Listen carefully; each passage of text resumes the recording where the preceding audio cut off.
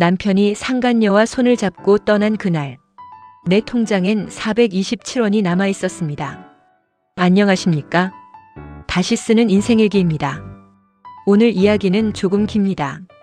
그리고 조금 아픕니다. 하지만 끝까지 들으시면 여러분의 오늘 하루가 조금은 달라질 거라 믿습니다. 지금 누군가에게 배신당하고 지금 누군가에게 속아서 밤새 잠 못 이루고 계신 분이 있다면 오늘 이야기 특히 끝까지 들어보시길 바랍니다. 제 인생에서 가장 어두웠던 시절, 그리고 그 시절을 걸어 나온 이야기, 지금부터 시작하겠습니다. 결혼 16년 차였습니다. 남편은 작은 무역업을 했습니다. 저는 그 회사의 자금을 관리했습니다. 16년입니다. 16년이면 사람을 믿을 만한 시간이지 않습니까? 저는 그렇게 믿었습니다. 어느 날부터 거래처 여직원이라는 사람이 회사에 자주 드나들기 시작했습니다. 남편은 출장이 늘었습니다. 그때는 그저 사업이 커지는 줄 알았습니다. 여러분도 이런 적 있으시죠? 믿고 싶은 마음이 의심을 이깁니다. 사랑해서가 아니라 의심하기 시작하면 16년이 무너질까봐 그게 무서워서 눈을 감았습니다. 2년쯤 지났을 때입니다. 집으로 등기 우편이 왔습니다. 제 이름으로 되어 있던 아파트, 근저당이 잡혀 있었습니다. 제가 서명한 적 없는 서류였습니다. 그 우편을 손에 쥐고 한참을 현관 앞에 서 있었습니다. 심장이 얼마나 빠르게 뛰던지 숨을 제대로 쉴 수가 없었습니다. 남편에게 물었습니다. 이게 뭐야? 남편은 웃었습니다. 별거 아니야. 회사 사정 때문에. 그 웃음이 지금도 잊히지 않습니다. 사람이 거짓말을 할 때 그렇게 편안한 표정을 지을 수 있다는 걸 그때 처음 알았습니다. 한 달 뒤 진실을 알았습니다. 남편은 회사 자금을 2년에 걸쳐 빼돌렸습니다. 그 여직원과 새 사업을 준비하고 있었습니다. 제 명의로 된 재산도 전부 담보로 잡혔습니다. 법적으로 저는 공동 채무자였습니다. 이혼을 요구했습니다. 남편은 순순히 응했습니다. 가져갈 것을 이미 다 가져간 뒤였으니까요. 이혼 서류에 도장을 찍던 날, 남편은 그 여자와 함께 법원 앞에서 기다리고 있었습니다.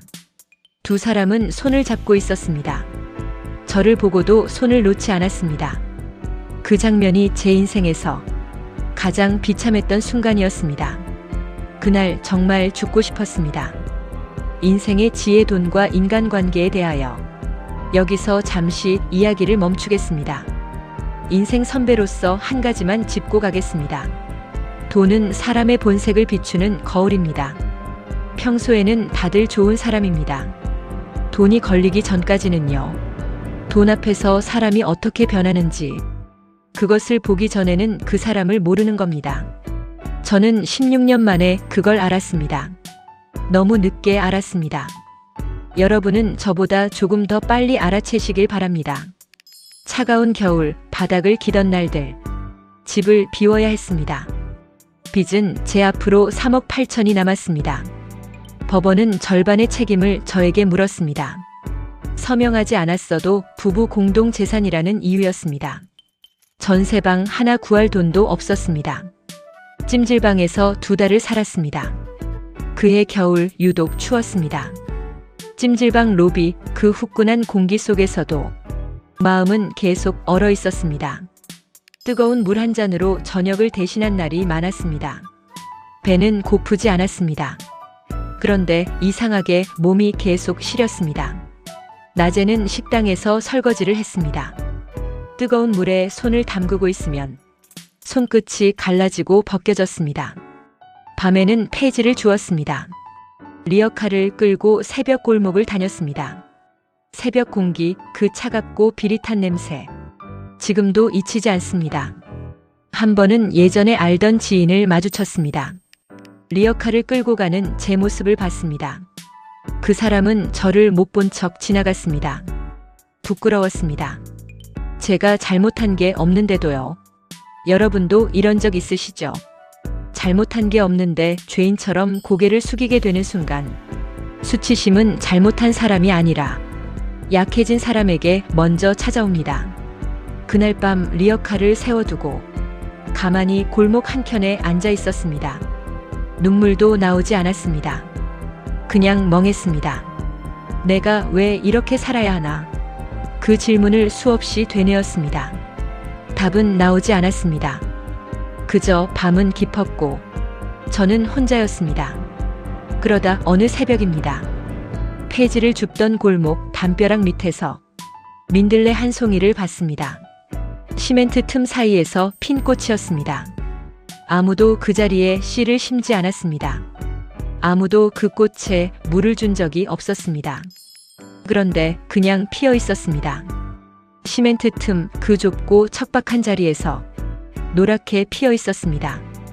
이상하게 그 꽃 앞에서 한참을 서 있었습니다. 리어카를 세워둔 채로 발이 떨어지지 않았습니다.